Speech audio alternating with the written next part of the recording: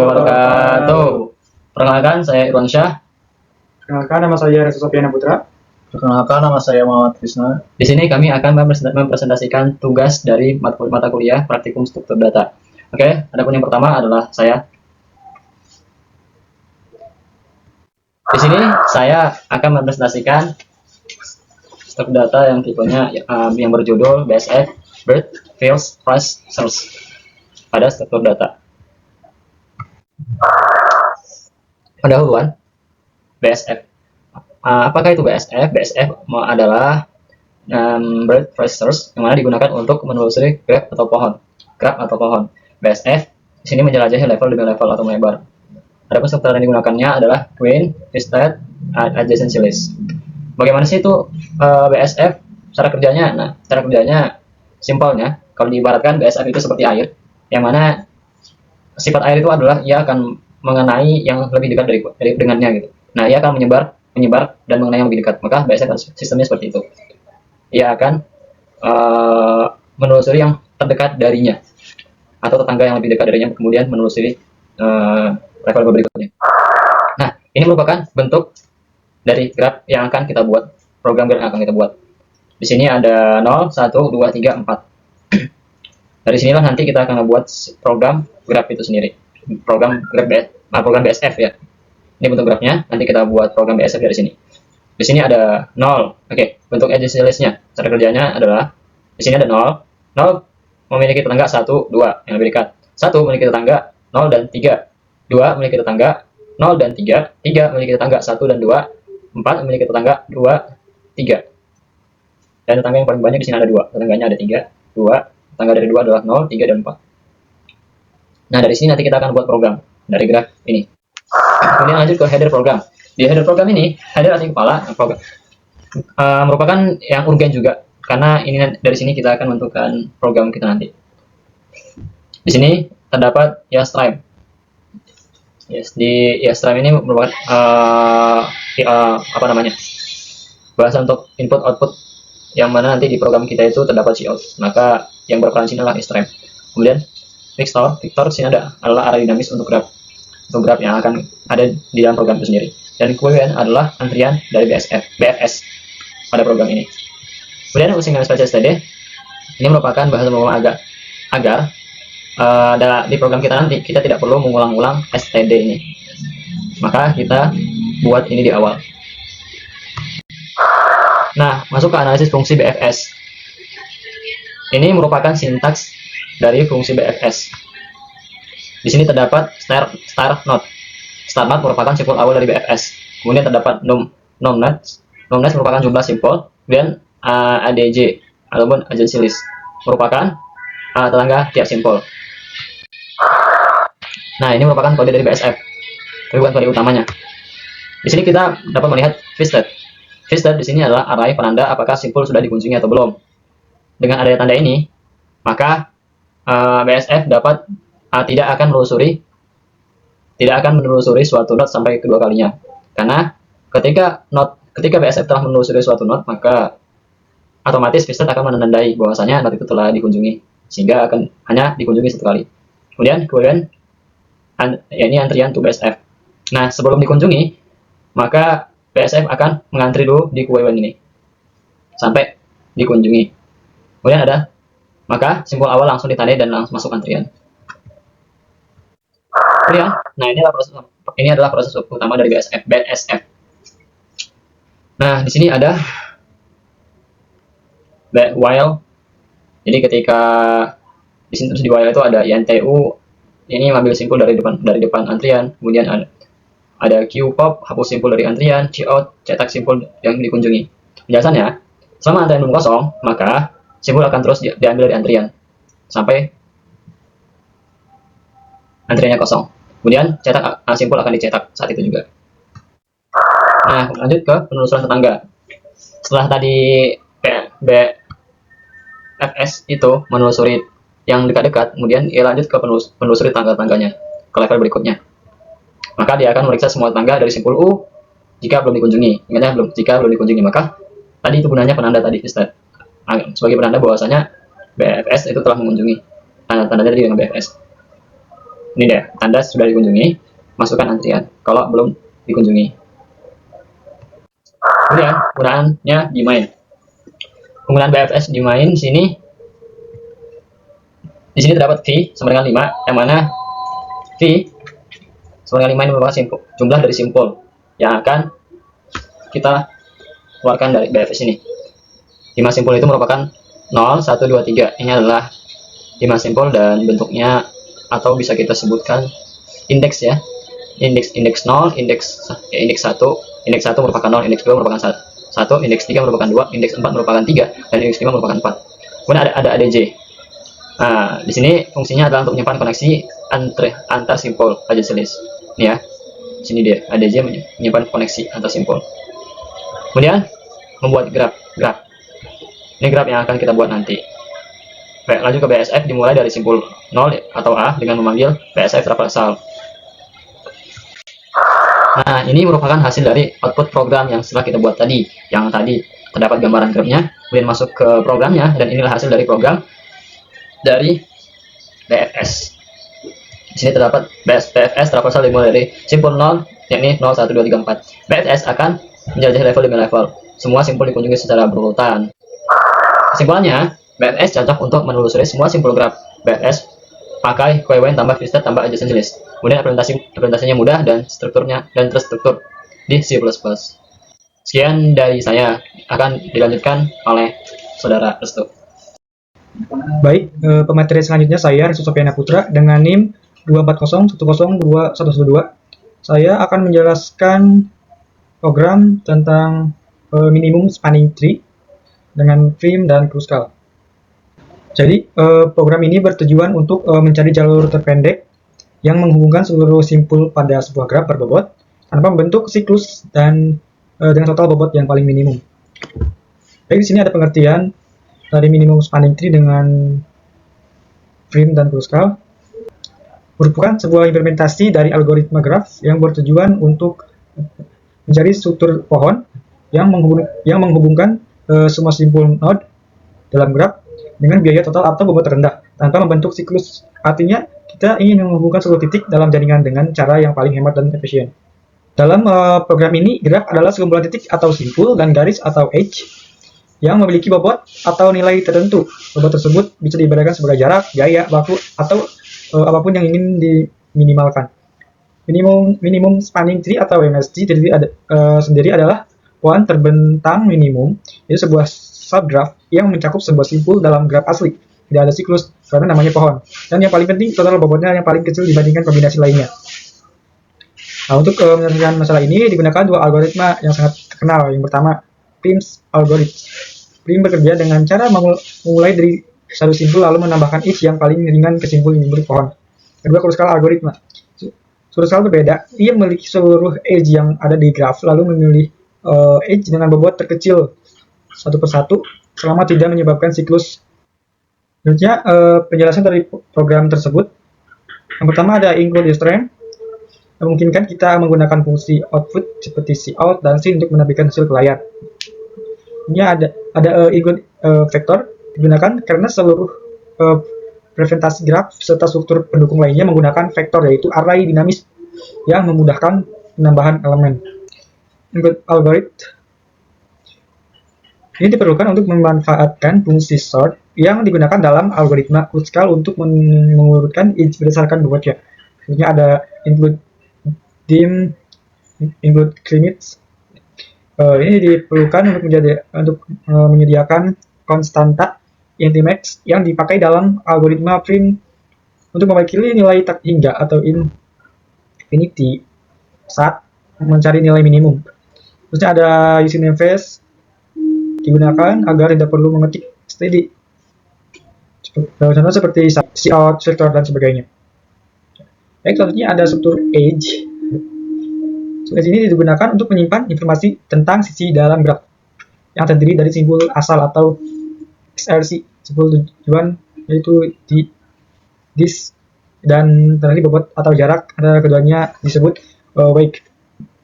Ini sangat penting dalam Kruskal karena kita akan bekerja berdasarkan data berisi. Selanjutnya struktur subset. Nah, bagian ini penting dari teknik union find yang digunakan untuk mendeteksi apakah penambahan sebuah edge akan menyebabkan siklus. Wait Faren mempresentasikan root atau kepala dari subset, sementara rang menyimpan tingkat on untuk optimisasi menggabungkan subset agar tetap efisien. Selanjutnya kelas Kruskal INST ini digunakan untuk memisahkan logika algoritma Kruskal dari bagian lain program. Nah, atribut V ini menyimpan jumlah simpul dari graf dan edge bagian lain, dan edge ini adalah vektor yang berisi semua edge dalam graf. Terus konstruktor akan menerima jumlah simpul sebagai parameter dalam menyimpan ke dalam atribut V. Nah, fungsi ini bertujuan untuk menambahkan sisi baru ke dalam graf void ini. Setiap edge terdiri dari simpul asal U, simpul tujuannya itu P, dan bobotnya itu W. Semua edge akan dimasukkan ke dalam vektor edge yang nanti akan diproses oleh algoritma Kruskal. Berikutnya fungsi ini ganti find. Ini adalah bagian dari program union find. Ini adalah untuk menemukan root dari subset tempat simpul I berada. Ini menggunakan teknik part compression. Artinya saat kita mencari root dalam simpul, kita sekaligus mempercepat pencarian selanjutnya dengan menyambungkan simpul langsung ke rootnya. Setelah menemukan root dari dua subset X dan Y ini, kita bisa menggabungkan dua subset tersebut. Kita menggunakan teknik union bareng, yaitu subset dengan rank lebih dari akan diarahkan ke subset dengan rank lebih besar agar struktur tree tetap efisien dan pendek. Ini penting untuk menjaga performa union find agar tetap login. Selanjutnya bagian dari fungsi Kruskal melakukan inisialisasi pengurutan berdasarkan bobot terkecil ke terbesar. Nah, result akan menyimpan MST hasil akhir. Nah, selanjutnya ada kita inisialisasi simpul agar menjadi varian dirinya sendiri. Ini penting untuk uniform file.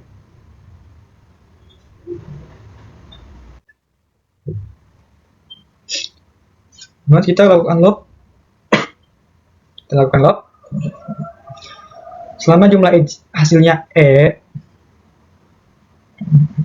belum mencapai P sampai 1, terus menambahkan edge yang tidak membentuk siklus.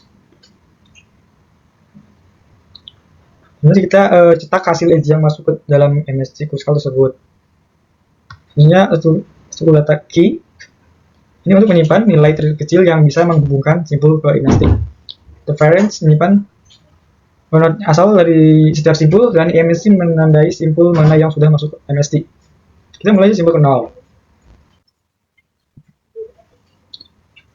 Selanjutnya kita memilih simpul yang belum masuk MST dan memiliki key terkecil. Setelah itu kita tandai simpul tersebut sebagai bagian dari MST. Kemudian kita update semua tetangga simpul U. Jika ditemukan edge yang lebih kecil, maka kita simpan dan ganti filenya. Kemudian kita cetak isi MST hasil program algoritma print ke layar. Nah, kemudian graf ditampilkan dalam bentuk matriks bobot atau graf yang khusus untuk algoritma print. Setiap angka menunjukkan bobot antar simpul. Nah, program ini menjalankan algoritma print terlebih dahulu untuk mencapai MST berdasarkan 0. Setelah itu program membentuk objek dari kelas Kruskal, menambahkan semua edge, dan memanggil fungsi Kruskal untuk menampilkan hasil MST. Selanjutnya ini adalah penjelasan hasil program dari MST prim dan Kruskal. Ini hasilnya, dan pada bagian prim MST program ini menampilkan algoritma prim. Algoritma ini bekerja dengan menambahkan simpul satu persatu ke dalam MST, dimulai dari awal yaitu 0 dari hasil di atas. Yang pertama, simpul 0 dihubungkan ke simpul 1 dengan bobot 1 dengan bobot 2. Nah, terus ini adalah ini itu adalah edge pertama yang dipilih karena tidak dia edge dengan bobot paling kecil yang langsung bisa dipakai dari simpul 0.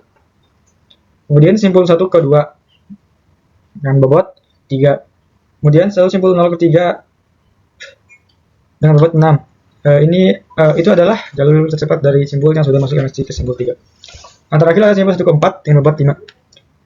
Totalnya ada 4 edge yang dipilih karena jumlah simpul P sama dengan 5, maka MSC butuh P ke 1 sama dengan 4 edge. Hasil ini menunjukkan bahwa prim berhasil menyusun MSC dengan bobot 5. Bagian kedua ada kruskal MSC.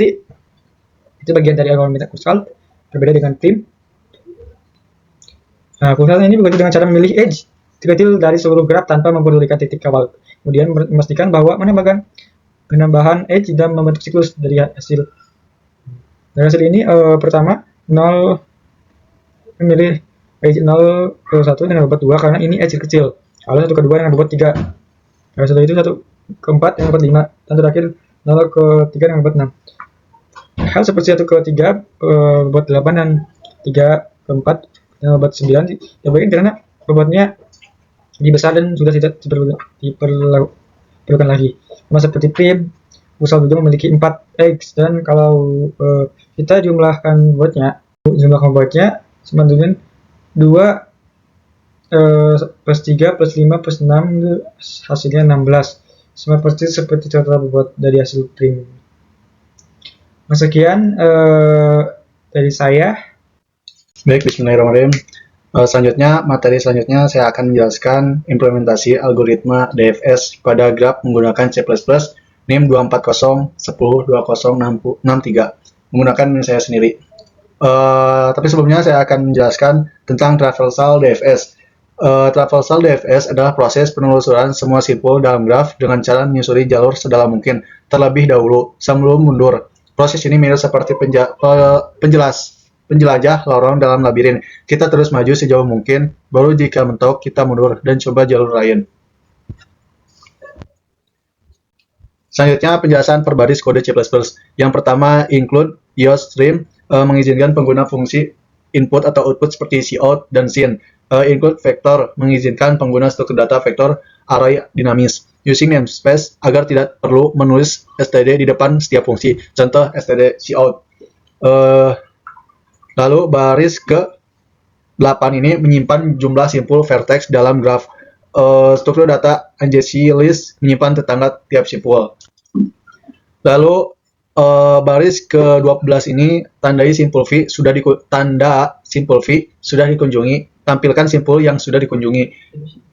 Interaksi semua tetangga dari simpul V. Jika tetangga belum dikunjungi, kunjungi secara rekursi. Lalu baris ke-23 ini konstruktor menerima jumlah simpul sebagai parameter vertices, simpan jumlah simpul. Ubah ukuran agency list agar sesuai jumlah simpul, agar sesuai dengan jumlah simpulnya tersebut. Lanjut ke baris ke-29 ini, fungsinya tambahkan sisi dari simpul U ke simpul V, graf berarah. Jika graf tidak berarah, baris ini bisa diaktifkan. Selanjutnya, vektor bool visit array untuk menandai simpul yang sudah dikunjungi. Cout hasil traversal DFS dari simpul star. DFS util star, mulai DFS dari simpul star, cout garis baris setelah selesai. In V sama dengan 6, jumlah simpul dari graf misalnya 0 sampai 5, graf GV membuat objek graf dengan 6 simpul. Lanjut ke baris 46 sampai 50, tambah sisi dari simpul 0 ke simpul 1, simpul 0 ke simpul 2, simpul 1 ke simpul 3, simpul 1 ke simpul 4, simpul 2 ke simpul 5. Tentukan simpul awal DFS, jalankan DFS mulai dari simpul 0, return selesai keluar dari program. Berikut ada hasil program. Program ini menunjukkan urutan simpul yang dikunjungi pakai algoritma DFS dari simpul awal, yaitu simpul 0. Begitu dijalankan, program mulai dari 0, terus lanjut ke 1, lalu masuk lebih dalam ke 3. Setelah 3, nggak punya tetangga lain, dia balik lagi ke 1 dan lanjut ke 4. Habis itu balik lagi ke 0, terus lanjut ke 2, dan terakhir ke 5. Jadi simpul yang dilewati secara berurutan adalah 0, 1, 3, 4, 2, 5. Berikut adalah dokumentasi kegiatan kelompok. Ada 5 foto. Berikut adalah dokumentasi kegiatannya. Sekian dari kelompok kami, kurang lebihnya mohon maaf kami tutup. Assalamualaikum warahmatullahi wabarakatuh.